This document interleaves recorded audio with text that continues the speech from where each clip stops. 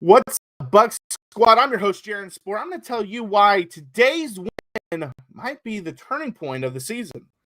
I'm Marcus Ray, Michigan All-American, and I'm going to tell you why the running game helped win this game today. And I'm Ryan Lavoie, and I'm going to tell you why today's win is symbolic of how the Buccaneers are going to have to win the division moving forward. Hey, Tampa Bay, it's the Buccaneers squad. Everything Tampa Bay Buccaneers every week. Breaking down all the big hits and game-changing plays from the heart of the Sunshine State, the way only the Locked On Podcast Network can. With a touch of the Buccaneer way, the Buccaneer Squad Show starts now.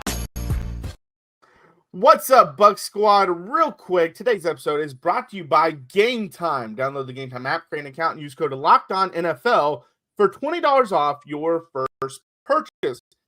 Like I said, I am Jaron Spor, I'm your host. We have a packed show for you today. We're going to break down the offense, break down the defense, go around the NFL because there was a big game that really affects the Tampa Bay Buccaneers. We'll talk about that, and then we'll end it with our player of the game from the game today, and also that's when we'll do our Q&A segment if we have some time. So put your questions in for that segment. But first, let's start with the offense. It was kind of an up and down game for the offense. Baker did play, and overall, I actually thought he played pretty well. The offensive line kind of struggled. The running game was really good.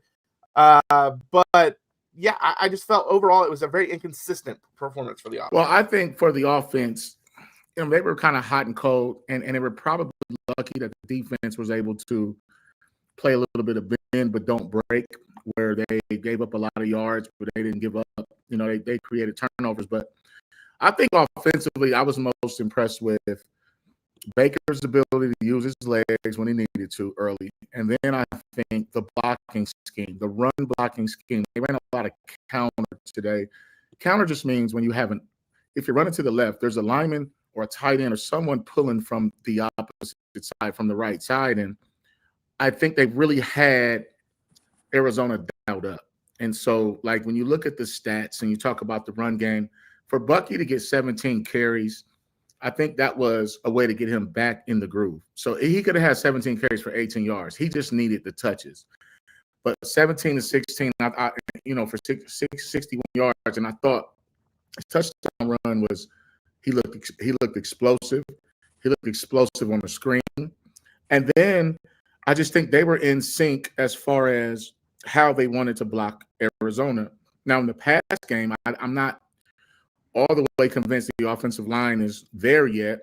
And when we saw Rashad not block very well early and give up that sack, and then we saw the interior offensive lineman give up a sack too. But I think offensively they did just enough. And they tried to distribute the ball, to try to feed everybody to keep Arizona's defense honest.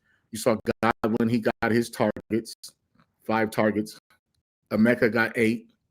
Rashad got 3. Bucky got 2. So, they were trying to distribute the football, and I think they played to the defense. So, offensively, I think that the Bucs didn't play as well as you would like to see. They played well enough to win, and that's all that mattered. And I think they were trying to find their new identity with Chris Godwin being back, Bucky being back, and still trying to let Tucker and Rashad and Otten and those guys, Ted, still be in the mix. So it's going to take a couple of games to figure out their new identity. Yeah, I think the Bucs were still trying to navigate and tiptoe through these injuries that these guys are just coming back from. They still got 17 carries.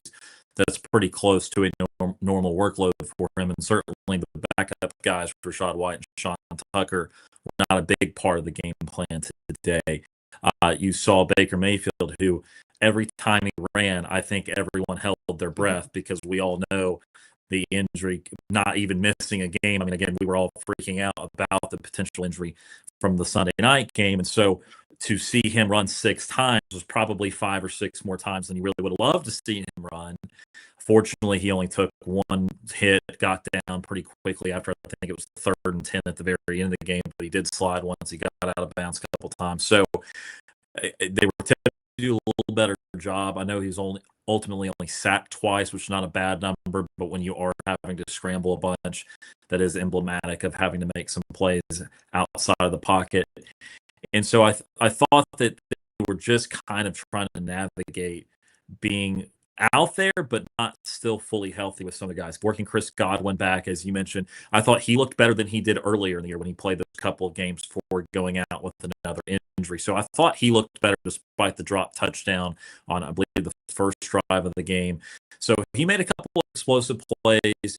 There were moments for the Bucs offense, but the reality is that they only had 13 first downs. I was reading the work of Greg Allman, and those 13-14 in the Washington game, or I should say the last time the Bucs won a game with fewer first downs was 2014 against Washington. So they didn't exactly show you on a drive-to-drive basis a bunch of consistency or great things. So again, I thought they had their moments. They showed their flashes, and the guys we know still are capable of making some plays, but ultimately they didn't string together much in this game that gives you a lot of forceful confidence where you feel like, okay, they're about to just absolutely hit on all cylinders. They still have work to do.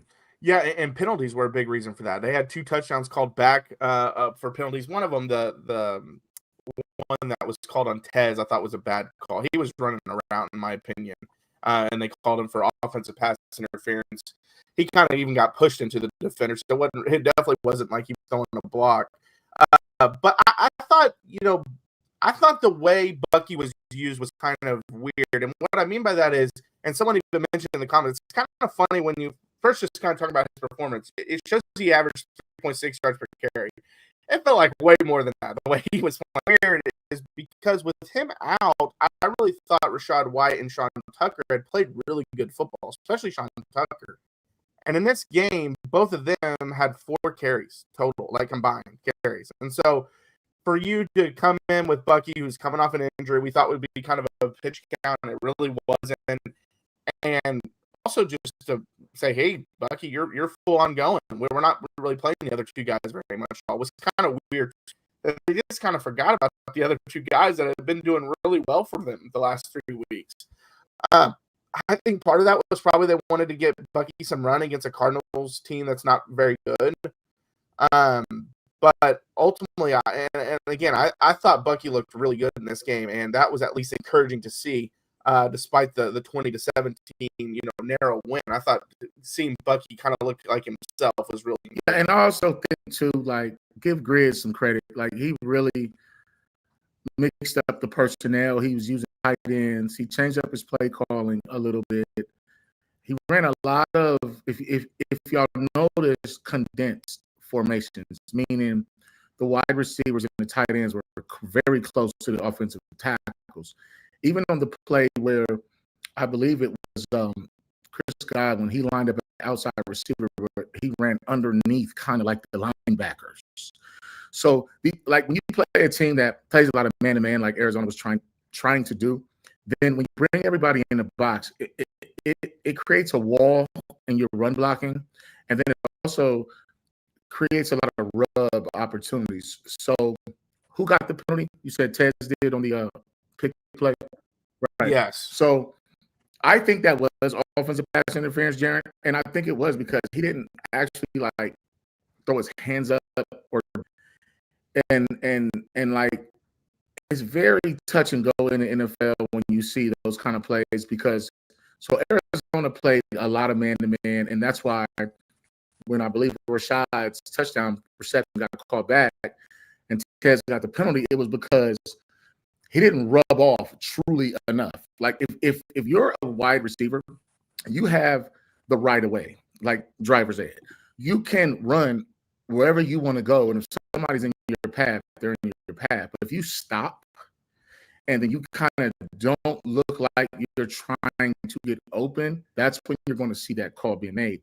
It was a great call. So I thought Grizz did a fine job in play calling, trying to defeat man coverage.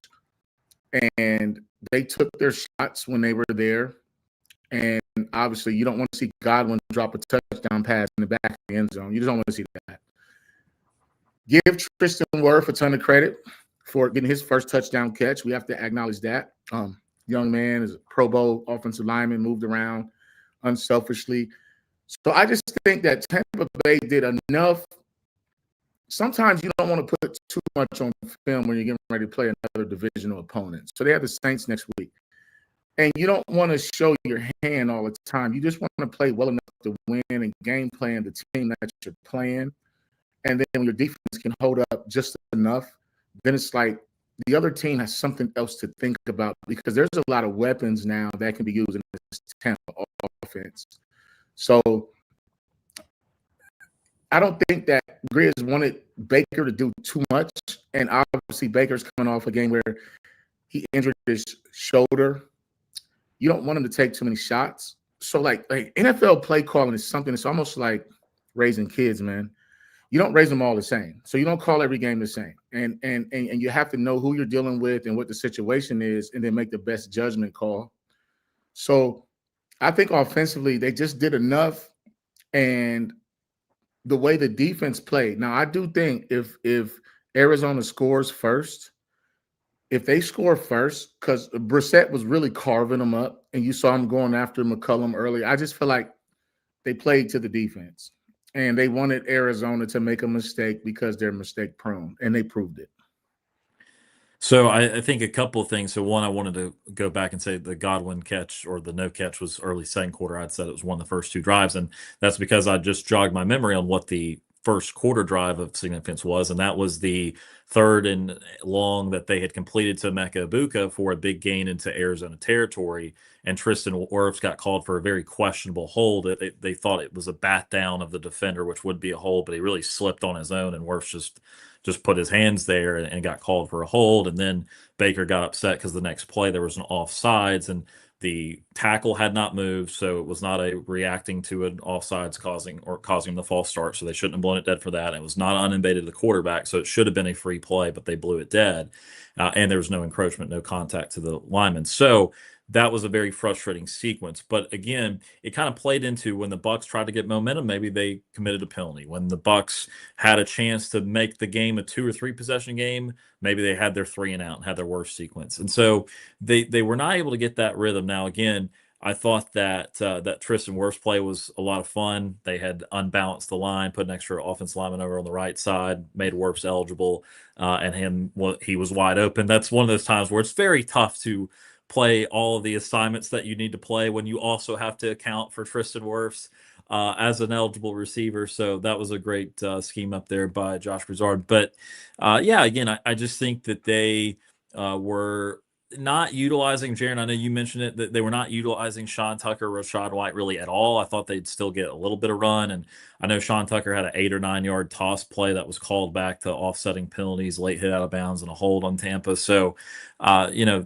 maybe if that play is successful, he stays in the game, then he gets another couple opportunities. I don't know. But yeah, again, I think that I think it was a good point you made, Marcus, that, obviously you're not trying to give your whole bag of tricks, not only for the NFC South opponents that you're about to play the next 2 games with New Orleans and Atlanta, but the fact that, I'm sure we'll get into a little bit later, that they now know that for all intents and purposes, they're going to have to win a Carolina game. They're going to have to at least split that. Now, they may not have to sweep it, but they're going to have to win a game. They're not going to be able to get away with kind of losing the Week 16 game, still beating Miami in Week 17, and then being able to rest starters or anything like that in Week 18. So, and we'll go over why later. But again, I think the offense needs to find a way to just be able to string together those drives a little bit more consistently. And if they can get a little bit more in the run game, because it was good the last couple of weeks, it was okay this week. If they get more in the run game, I think that'll unlock that. But the last thing I'll say too is I agree with you guys that Bucky did look very healthy to me. He looked good. Again, I know the statistics at 3.6 per carry are not going to be incredibly exciting, but he was breaking a lot of tackles. He was running hard, as Bucky Irving is known to do. So again, I think that bodes well in future games. I just got to clean up some of the blocking stuff. Yeah, and real quick, I do want to point out, I see a lot of comments about people asking about the audio and stuff. Hopefully it's getting figured out. I have some people looking at it, so they're saying it's a little choppy for it, but hopefully it's fixing itself. But also, to that point, I thought Chris Godwin looked pretty good. I mean, yes, he had the drop in the end zone, and that almost looked like it surprised him. Like, I don't think he thought it would get through, and it kind of, snuck up on him kind of thing. But overall, it was good to have him back out there and looking pretty good as a receiver for them, because they're going to need him. I mean, they did break some news with Jalen McMillan getting cleared. said that during the game, said he could start practicing this week. That would be massive. They also talked about Mike Evans possibly coming back, here in the next couple weeks, which would be massive too. So if you can get Chris starting to get back into form, then you add those two guys in. Emeka had some big plays, and now you're rolling. But let's talk about the defense. We'll do that coming up next. All right, well, this episode is brought to you by Prize Picks. You and I make decisions every day, but on Prize Picks, being right can get you paid.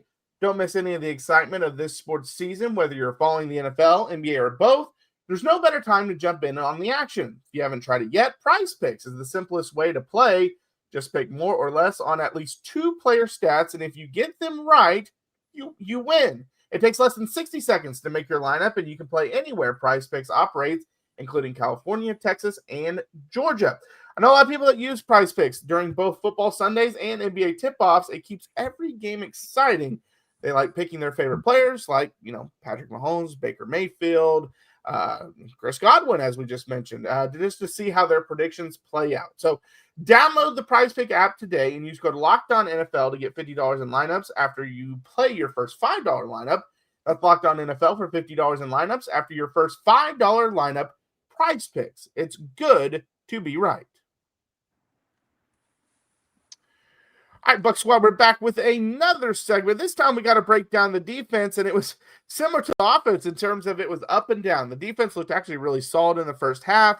They got some sacks. They forced some turnovers in the game. It all was looking really good, but the second half, then that happened. And as Marcus has mentioned many times, I really thought the biggest issue was the missed tackling. It was a major problem in that second half. Tackling is an issue, I think, throughout all of football, whether it's high school, college, NFL. It's just not at a premium. And so it's hard for me to watch grown men getting paid millions of dollars. Like even that one swing pass to Carter, I believe, there were 3 Buccaneers there. Yeah. And all 3 of them missed. And it led to a first down. And it kind of looked like they were getting ready to crack. But I think defensively, the biggest thing for me was they created turnovers. And they created turnovers, especially in that first one. That was a scoring opportunity for Arizona. And if you think about it, they lost by 3 points. If they get a touchdown or a field goal there, it probably makes the game a little bit different. A lot of times in the NFL, when you see interceptions, there's tips and overthrows. So when I used to play for the Raiders, our defensive coordinator, Willie Shaw, used to say, if you're in the right spot at the right time, you'll get a tip or you'll get an overthrow. And Winfield Jr. was Johnny on the spot. I thought Brissett made a poor decision. Give Dean a ton of credit. I really like his game. Like he's a really sneaky, deceptive, good man-to-man kind of guy. And he's just always around a turnover. He's just always in the way somehow. So that was a poor decision, I thought, by Brissett to force that. But when you think about it, that first drive, it looked like Arizona had their game plan set. And a lot of times in the NFL, they show their hand too early because they want to score. They have a 10-play script or whatever it is. And they were going after McCallum. I mean, they went after him. And I'm not quite sure if Marvin Harrison Jr.'s heel doesn't start acting up, that he's more of a factor when the game mattered. Give Vita Vea credit, the way he defended the run, the way he caused the fumble that Tyke recovered. And then he also got part of that sack with Yaya. So I just thought defensively they still got dialed up. Jacoby Brissett didn't have bad numbers. I mean, when you 29 of 40 for 300 yards and 2 touchdowns, and then they surrendered 2 sacks. But that interception was like, I think that was the play that gave the Bucs hope, because the Bucs got the ball first, got a first down or whatever, but they didn't really do nothing with the ball. Arizona comes out and they're dialing them up. I mean, he started off like 6 for 6. So they were even able to run the ball a little bit too successfully.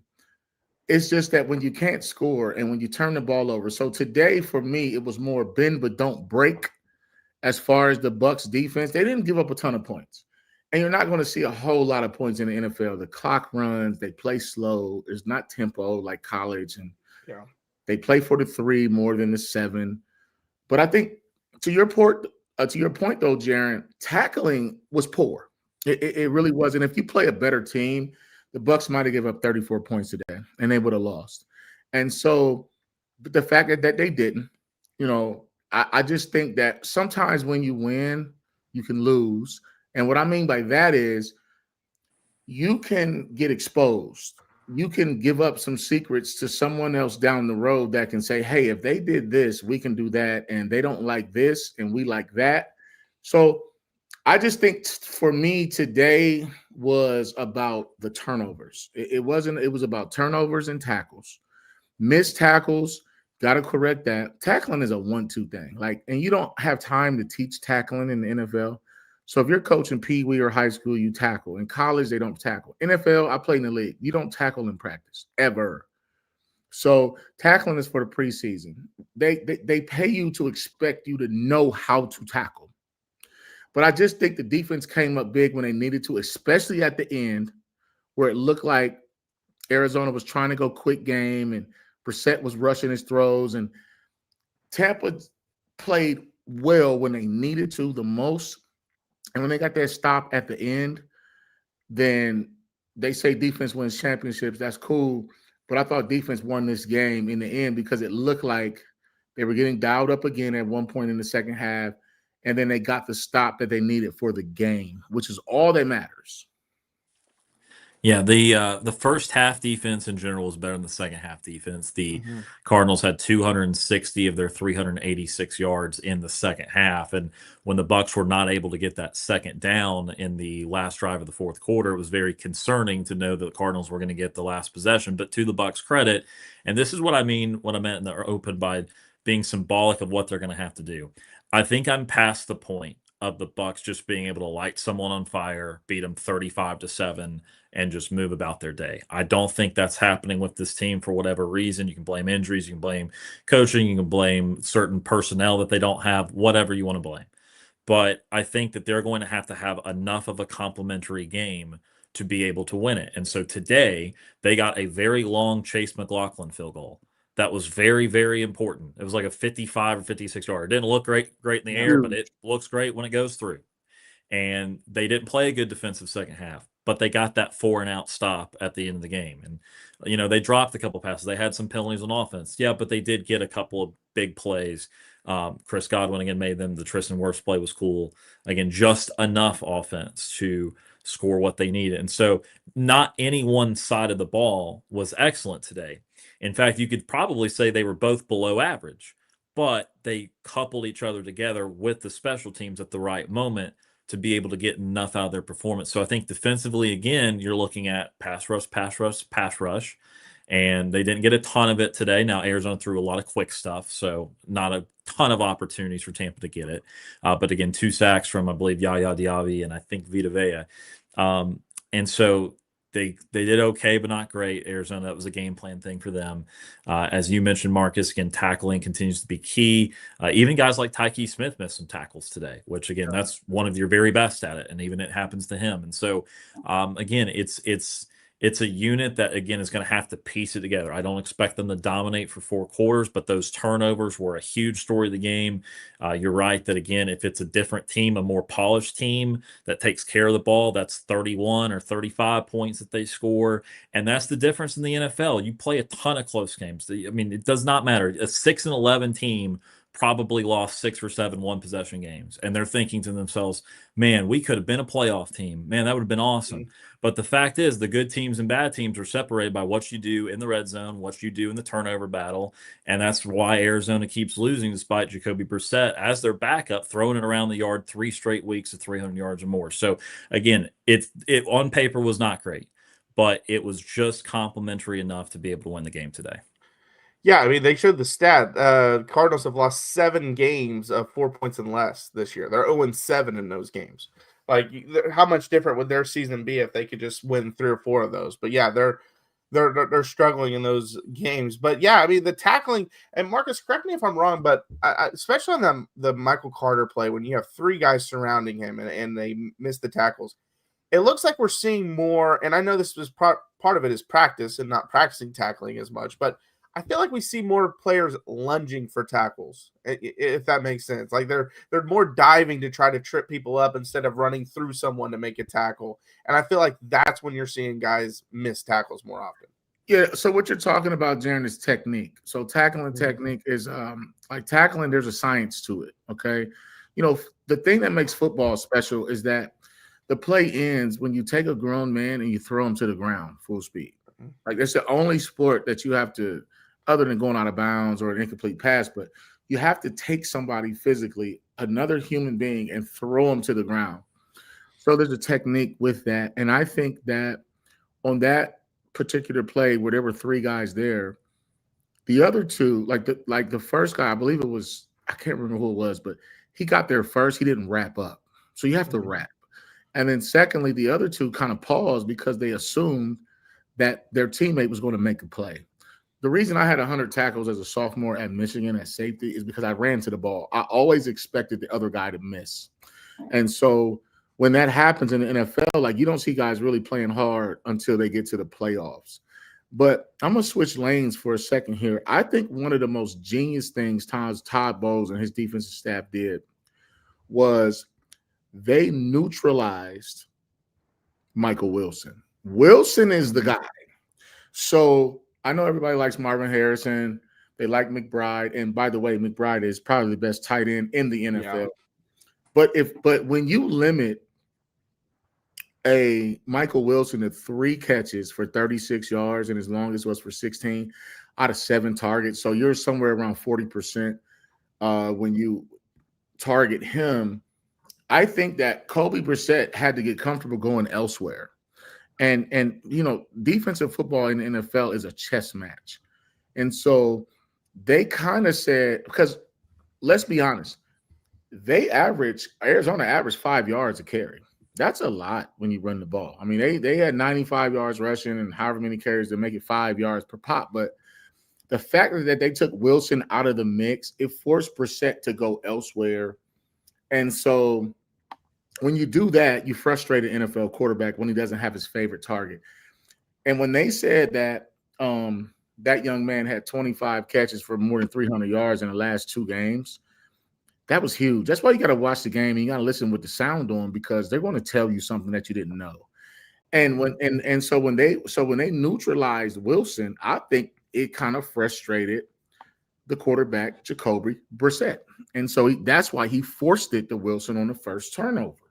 He forced that. So that was a chess match. And so, Ryan, maybe you can elaborate a little bit more, but it's just one of those things to where in the NFL, you're not going to stop everybody, and some of these guys are going to get theirs. They're going to eat. But at the same time, by neutralizing Wilson and then watching Harrison Jr. get a little banged up, McBride got his touchdown, and I think the free safety was too deep in the end zone on the seam route. You put your heels on the goal line and stand there. But taking Wilson out the game, I think, was the difference for them offensively. And whether the production of Marvin Harrison Jr. is what we thought it would be or not, there's still a respect given to him. Even though he's a younger guy in the league, there's still the threat that people are still a little bit worried about. And we talked about this last week with Chris Godwin coming back, where, okay, even if it's not 100% of Chris Godwin, everyone in the league understands who that is. You have to account for him. And I think it's the same thing with Marvin Harrison, where, okay, he's been a little underwhelming compared to the lofty expectations, but everyone's still aware of the potential that he has. And so when you put that weapon out there, that's less resource to use on, again, one of the great tight ends in the league. That's less resource to use on Michael Wilson, who, again, had these explosive games as Jacoby Brissett's had these huge passing numbers. So, again, when he's hampered and he goes out, you can really put your focus out there. And when Jamel Dean's out there, who's been the Bucs' best corner this year, whether, again, it be in the first half of the year where he's playing through a contract situation and you don't know what to expect out of him, or you miss him for a couple games and you realize, man, it would be really nice to have Jamel Dean out there. He has done a really quality job on these top receivers. And so when you can kind of limit the threats a little bit and more hone in on one particular guy, and you've got one guy that, okay, Jamel against Devontae Adams or someone that is top 5, top 10 receiver in the league is one thing. Michael Wilson's good, but he's not that good. He's not top 5 in the league. I trust Jamel in a matchup like that. Me too. Yeah, and as Marcus mentioned, forcing it to Wilson on the interception, they forced it to him on the 4th and 2 at the end of the game too. So that's where he wanted to go. And, credit Todd Bowles for sure. The last thing I will say, it felt like the defense, and this is kind of becoming a trend too, when the offense starts to feel like they're going to separate, that's when the defense feels like they have their worst series. So they go up 17-3, they have the big touchdown drive, and it's like, okay, we're feeling pretty good. Boom, 6 plays, 72 yards, touchdown for the Cardinals. Then you get a field goal after the turnover on downs, and it's 20-10, fourth quarter, you think you're good. Boom, 9 plays, 73 yards, touchdown, and now it's 20-17 again. Every time it's that next series that it feels like the defense almost relaxes because now they have a little bit of a cushion, and boom, that's when the team goes right down the field. So that's something they're going to have to at least focus on moving forward. But coming up next, we're going to go around the NFL because there was some major games within the division. How did it shake out? We'll talk about it. Well, the World Cup is coming back to North America for the first time since 1994, and with 48 teams for the first time ever, it's going to be massive. But let's be honest, getting tickets is usually the hardest part. That's why the Game Time app is clutch, finally giving fans a real advantage when it comes to snagging seats. With Game Time, you can track price drops in real time, get alerts when great seats open, and buy tickets the moment they hit the app. It puts the power back in your hands and makes going to the World Cup realistic instead of impossible. You pull up the app and the layout makes it so simple to scroll through matchups and compare seat views. Pick a game, tap a section, and have your tickets locked in within minutes. No confusion, no hunting for fine print.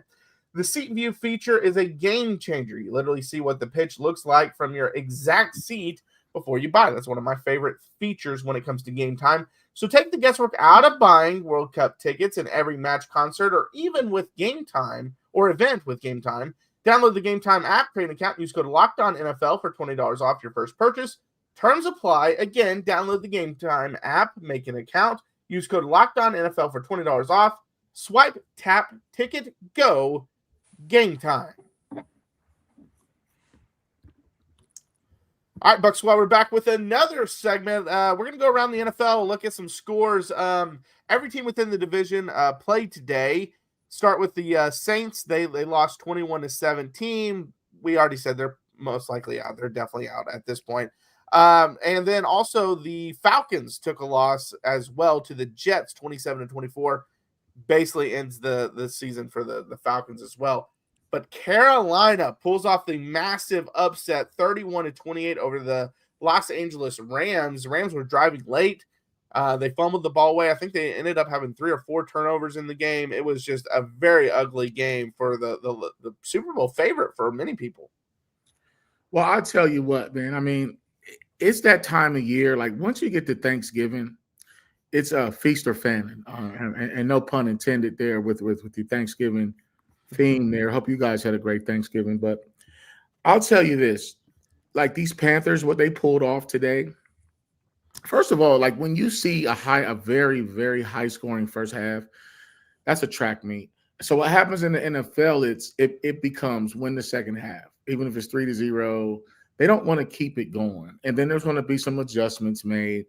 So when you look at that score, when the Rams were up 21-17, they were never safe. Like when you let a team like Carolina duke it out with the number 1 team in the NFC, in my opinion, the Rams.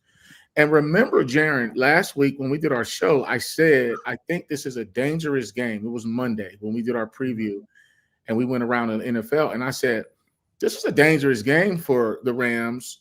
And James said, because they have to travel. And I was just thinking, yeah, but they just played a tough game against the Bucs, blew them out, riding high, got complacent.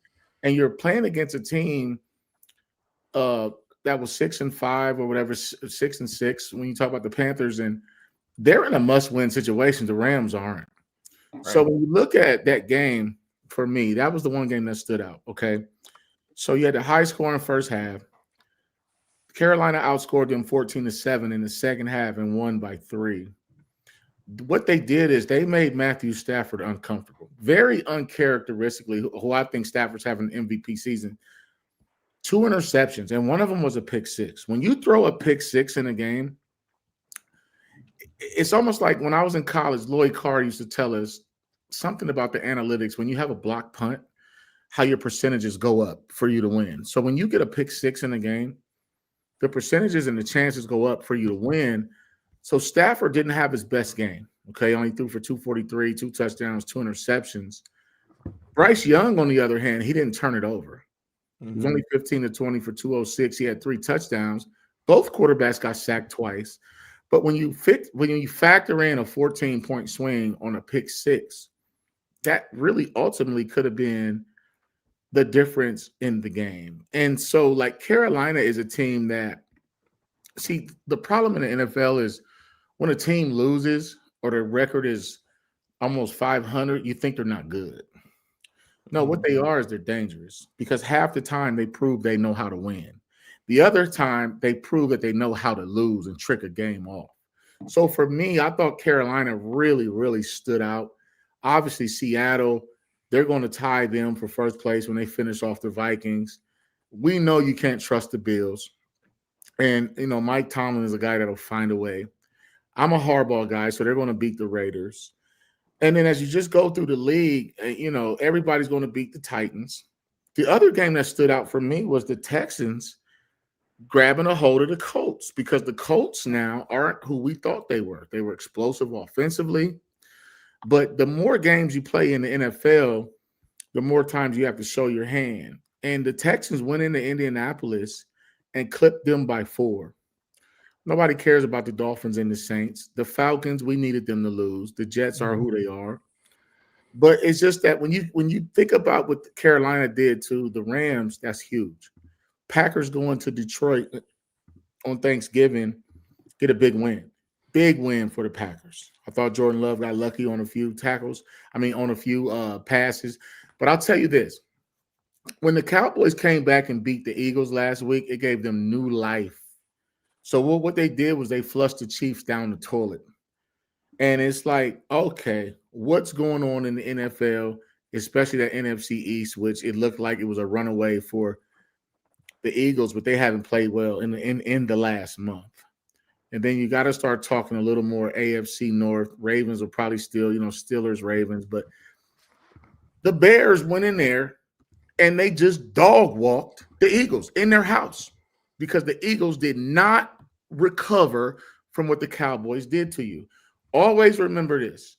The team before, even if they lose, they can beat you for the next team. It's a win. So I just think what Carolina did is made the NFC South very interesting. And Ryan made a great point. He doesn't think that the Bucs need to sweep. I think they do. I think the Bucs are going to need to sweep, because Carolina is going to keep finding a way to beat a team.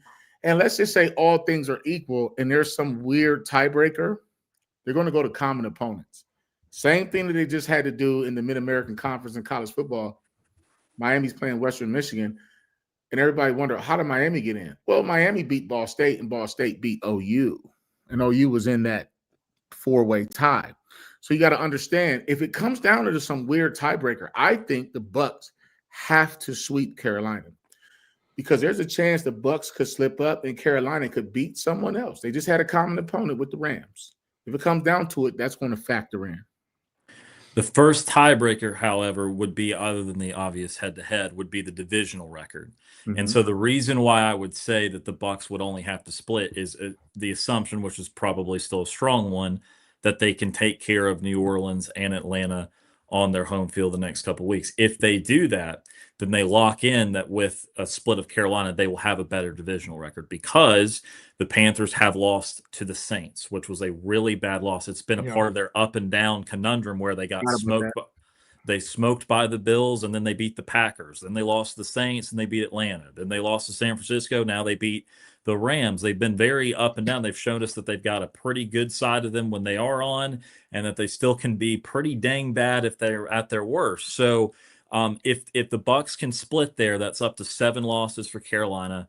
The Bucs would have an 8th win, and then that's where it comes in. Can you win the New Orleans Atlanta game, and then you're at the 10 wins, and then the Miami game is just kind of extra filler at that point. So the Bucs have a better math equation because they have not yet tripped up to anyone in the NFC South the way Carolina has. So we'll see. But again, the Bucs still have to take care of business, and then if they both have the 4-2 divisional record, then absolutely you get into common opponents and that sort of thing. It gets sticky. So again, I appreciate that Carolina has the swings that they do, and again, Bryce Young played great today. They were, again, every time they got down, they responded. You were waiting for the Rams just to put together these drives and get a stop and get away from them. They never did. As you mentioned, the turnovers from Stafford were very abnormal. I think he'd had 28 straight touchdowns without an interception. Then he threw 2 in a row pretty much. So, again, it was a huge win for Carolina. Again, every time they start to show a weakness, the very next week they play their best football. So it's going to come down to the wire between the two. And there's really not much anything the Bucs or Panthers can do about it. They're going to have to match up head to head and do it favorably. So again, it's on the Bucs. They still have a little bit more control with one less loss. They have these opponents that are all below 500, and again, thankfully, no one else in the NFC South has been worth anything at all. But yeah, I mean, again, it's going to be a situation where they can't do anything without at least speeding the Panthers once, because Carolina has this late bye and they've already gotten the 7 wins also. So they would take. The only way, which again, not trying to get into a scenario where the Bucs get swept by Carolina. If they get swept by Carolina, not good regardless of the result. The only way they could do it with getting swept by Carolina is they win their other 3, which gets them to 10. Carolina got to 9 by getting to the Bucs both times, and then Carolina would need to lose to Seattle, and I think they've got the Saints again. So again, unlikely they lose to the Saints again. You could totally fathom them losing to the Seahawks, but again, that's all the math. The simple stuff is win the games. Just and again, they don't have to be pretty at this point. Unfortunately, the Bucs are not going to get a great seed if they do win the division. Just win the games, get in the dance, and see what happens. I mean, that's almost at the point we're at right now. Yeah, you were close to saying just win, baby, win, weren't you? Yeah, other pirate team though. Other pirate team. Yeah. But no, I mean, and they mentioned on the broadcast several times, like the Bucs have this, including the game today, they have the second easiest record or schedule down the stretch, and so it's all in front of you. I mean, just win your games, and then at that point, if you won all of your games and then split with Carolina, obviously you would clinch the division because they're 1 game back of you as of right now. So that, I mean, it's the simple thing, but that's exactly what you have to do. As far as the other games go, I'm glad, Marcus, you talked about the Cowboys and Chiefs game. And also you mentioned this also for the Eagles game, but I wanted to talk about the Chiefs in this scenario, because I had a coach that told me or used to tell our team, like, never let 1 loss become 2 losses. And he was referring to, don't let that mentally, you got upset and you're like, oh, what the heck just happened? And then you turn around and lose to a team you shouldn't again, or whatever the case may be. You got to be able to flush that. That's what I'm curious to see with the Chiefs moving forward, because now that they've lost to Dallas, if they lose again, I mean, yeah, there's always there's like a path, but it's a very narrow path for Kansas City. I mean, most people feel like they're going to have to go undefeated the rest of the way just to make the playoffs, which is crazy based off the team we've seen the last few years. And then as it goes with the Eagles, I think that's what happened to the Eagles. I think they were so demoralized by the Cowboys loss, and not to take anything away from Chicago, because Ben Johnson, he's got to be the coach of the year, in my opinion, as of right now. I mean, he has done a phenomenal job with the Bears. But when I watch the Eagles, they kind of still look shell-shocked from the week before. They're kind of just going through the motions. They have not looked like the same team that we've seen or we saw last year all season long, but they've still been finding ways to win games. And then I felt like last week was the first time they didn't find a way to win. And then now this week it carried over, where now you're starting to see a confidence hit to the Eagles. Well, what it is, it's like when you guys are too young, you probably weren't born, but when Buster Douglas, Columbus, Ohio's own, when he beat Mike Tyson was never the same. And all he proved was that Mike couldn't fight tall fighters and he can't take a punch. And I'm starting to question if the Eagles really can take a punch. I mean, and so what Dallas did, when you come back 21-0, that's one hell of a counter punch. And they exposed the Eagles. They looked shell-shocked, as you said. They actually, even the coaches, they didn't even score in the second half against Dallas. Yeah. And just one field goal could have been a difference in the game. They had penalties. They drove the ball. The Eagles are finding a way to lose. And I asked you this a month ago, Jaron. I said, when did the Bears get a team? It's almost like Indiana in college football. When did they get a team? So, and it's no disrespect to them. It's just I just want the question to be answered because they're a problem. Now these Bears are making social media posts and they're letting everybody know that they're for real. And we looked at their little soft schedule in the beginning and said, oh, but the thing about having a team that wins against bad teams and have a soft schedule, they just prove that they know how to win and they take care of business and they beat who they're supposed to beat. And so I think that's what the Bucs need to do moving forward is if you want to win this division, you're not going to get a great seed, as you said, Ryan, but win the games, get your seed, but beat the teams you're supposed to beat. Yeah, no, I agree. And again, it starts with doing it on your home field. You're playing two teams that are now knowing they're not going to go to the playoffs. The Saints probably knew that very early in the season, but even the Falcons had some pretty high hopes, and they looked decent early in the year and have gone way off the rails, and that was even before Penix got hurt. So, again, I know it's easier said than done. These games will not be 35-7, as I said earlier. They will be close. There'll be moments where the Bucs don't look great. There'll be moments where they need to make a key third down play, need to make a field goal, need to get a stop, whatever. But again, it is all in front of them. As you guys said, there's no one on this schedule. The best team on the schedule is Carolina at this point, and they're still, again, around a 500 team. The Bucs have already gone through the gauntlet. They did not handle it well, so be it. Now they need to handle playing lesser opponents well. Yeah, for sure. All right, coming up next, we will give our player of the game. Don't go anywhere.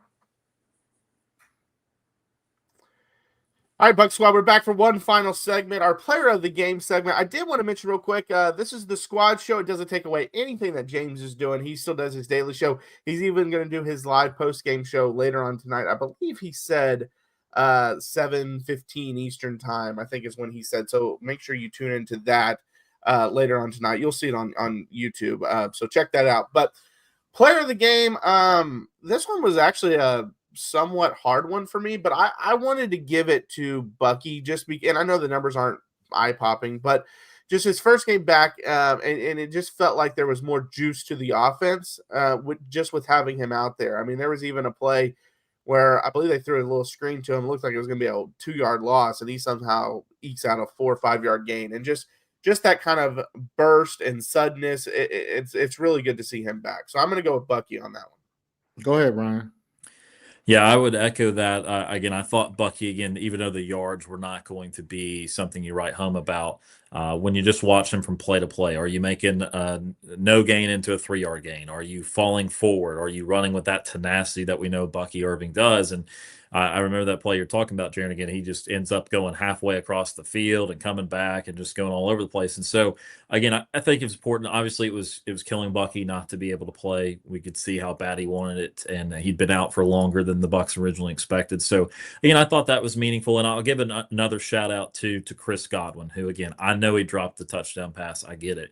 But I thought that was a step in the right direction, his play today, because Chris Godwin was never a guy that usually took a bunch of plays, took a bunch of catches and made them into 25, 30-yard gains. He was not a big catch and run guy, but he even broke a couple tackles today and looked pretty good doing it. So, again, I know Chris Godwin is at his best when he's a third down possession receiver and he kind of does a little bit of everything for you. But coming off the major knee injuries that he's had, to be able to make a few explosive plays, I think that's a plus. And I think that's a sign that as we move forward, again, as long as there's no setbacks, no nagging injuries he picks up along the way, I do think there's a chance that by the end of this year, Chris Godwin could be really operating on full blast again. And again, the Bucs need that because Emeka Egbuka has been certainly very good this year, but again, he does have his limitations as a rookie. And so, again, as the Bucs look to get healthier and healthier, it's good that these guys are coming back and starting to kind of look around the form that we expect them to be at. I think for me, like, if I went player of the game, I would give it to the offensive line. I really think, even though they had a couple of miscues, that they protected Baker well enough to give him enough time to scan the field and then run for 27 yards with a long of 21. I also think they blocked well for Bucky. There was a different energy there. I might even go with Grizzard. I think Grizz actually called the type of game that he needed to call to win. and he called it based on what was going on in between the lines during the game.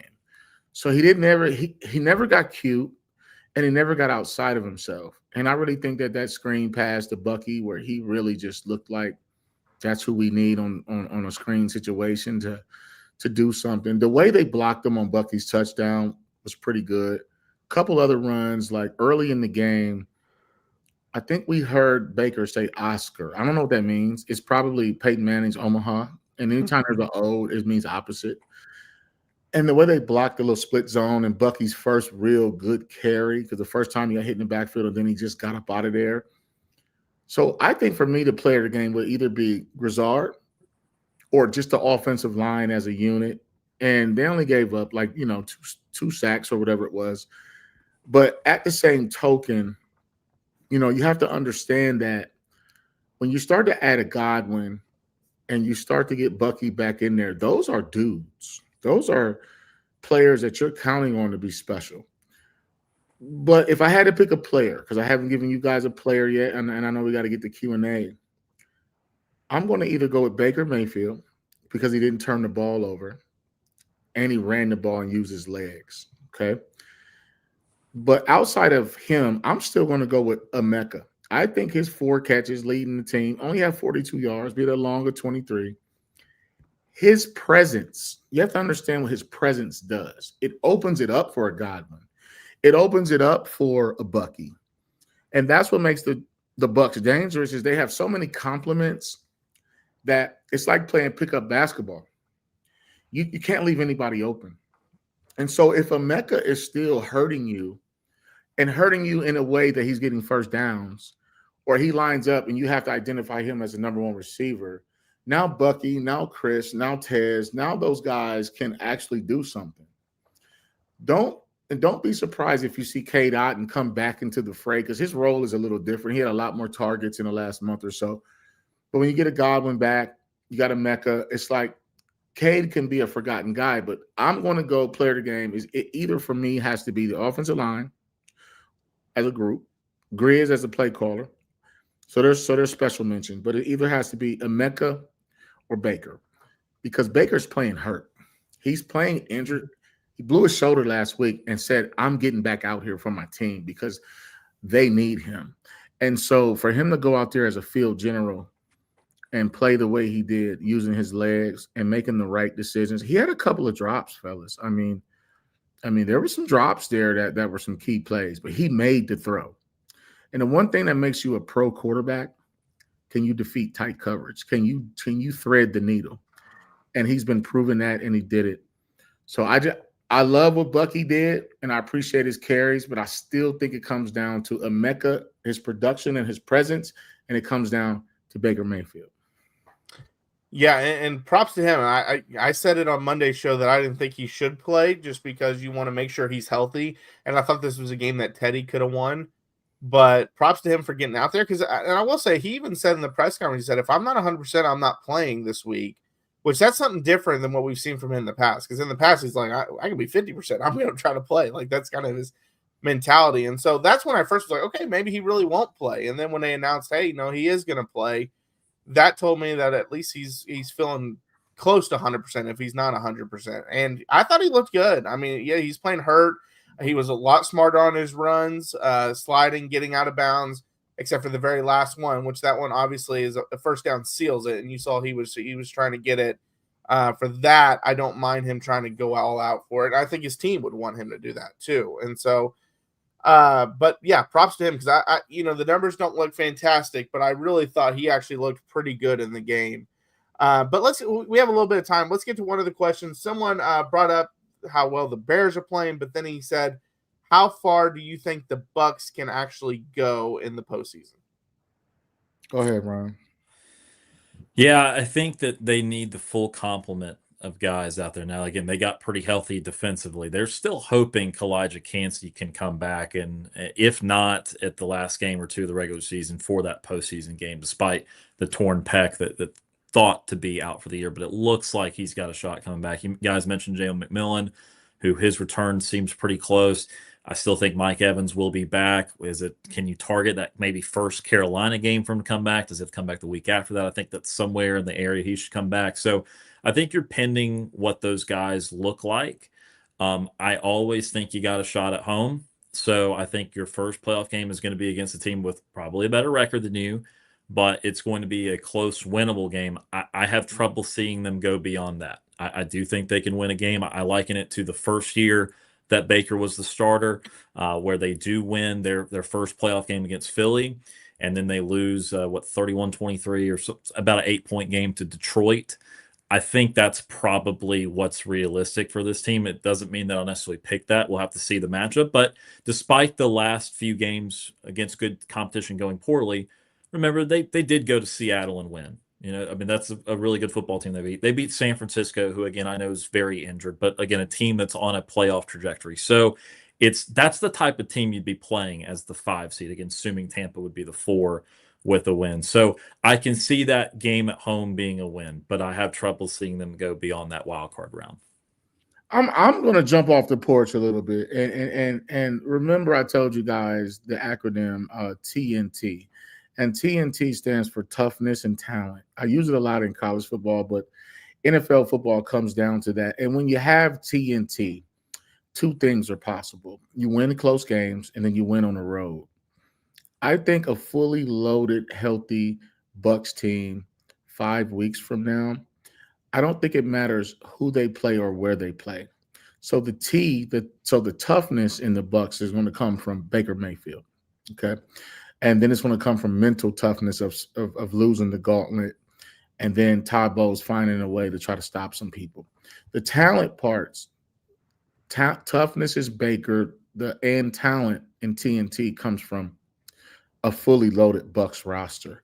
If you can go in Seattle and win, and there's a chance Seattle might win that division. I mean, an outside chance, but you can go in there and win. I tell you what, it doesn't matter who they play or where they play. I think they're the most dangerous team when they're healthy. So playoff football comes down to win or go home, survive and advance. So I think, for me, my prediction is I think this team can go to the NFC Championship. I don't think it'll be a home game. I think they'll remind you of somebody like the 2000 Ravens when they were like 9-7 and went on the road and beat everybody and then won the Super Bowl. So a fully loaded Bucs team, if you can get Godwin back, they're mixing in Buggy, and then you get Chris back, J-Mac. Emeka is still doing his business. It doesn't matter where they play or who they play. A fully loaded Bucs team can go to the NFC Championship. Yeah, it's so weird for me because I agree with Ryan in terms of I think they can win the first playoff game, probably will lose the second one. But with that being said, 2 years ago when they did that and lost to Detroit, I thought Detroit was like one of the best teams in the NFL. And while the NFC has several good teams, don't get me wrong, I just don't feel like there's that great elite team in the NFC this year like I did back then. And so that's where I kind of agree with Marcus in terms of it would not surprise me one bit if they made a run to the NFC Championship. It really wouldn't even – I mean, it would surprise me a little bit just because how bad the defense has been if they made it all the way to the Super Bowl. But as far as the NFC Championship, wouldn't necessarily surprise me just because I don't think there's an elite team in the NFC. I mean, you look at the standings right now, the Bears are the number 1 seed. And, we like what the Bears are doing right now. Don't get me wrong, and they get all the respect. But if Tampa would play if they play the Bears, let's say in the divisional round, or is any of us saying they can't win that game? Like, I think we all would say they have a chance to win that game. And right now, if the season ended, they would obviously start with, I believe, Seattle at home, a team that they've already beaten. And so it all depends on matchups and the path and things like that. But yeah, I mean, the Eagles are the team that I think is the most talented, but the way they've been struggling lately, I'm not even afraid of playing that game. And so there's just not an elite team to me. And that's why I would give Tampa a chance to really go as far as they can, or as far as anyone really, just because of that. Do you got any more questions, Jaron, or no? There was one more question. If we want to quickly say it, someone asked, how can the Bucs make a statement now that they've lost to the NFC contenders? My thoughts is the only way to make a really statement at this point, because you're not playing a lot of tough teams, you got to go 2-0 against Carolina, assuming you're playing your starters. I'll give you that. And I think you have to beat the Saints and just win the games you're supposed to win. If you win a division, I think that's the biggest statement that they can make and that'll be 5 years in a row. Yeah. Yeah. Despite, again, the quality of the opponent not being great, if you could beat someone 38-3, that would be a start. But being able to beat the Panthers and control those two games, again, not going to tell you everything, and you just don't have any more elite teams on the schedule. But the way in which you control those games down the stretch would give you a little bit more confidence. Can't be everything, but I mean, that's what you can do at this point is, again, try to blow out somebody and then, again, control the games that are going to be very important against Carolina. Yeah, and just to make it clear, 2-0 against Carolina and win the other games. Because if you lost to the Saints and go 2-0 against Carolina, it's not as much of a statement. But all right, guys, thank you so much for joining the Squad Show. We'll be back on Tuesday for our midweek show. But check out James. He's going to do his live, I believe, in the next hour or two. So check him out right here on this channel. He'll give you his post-game reaction.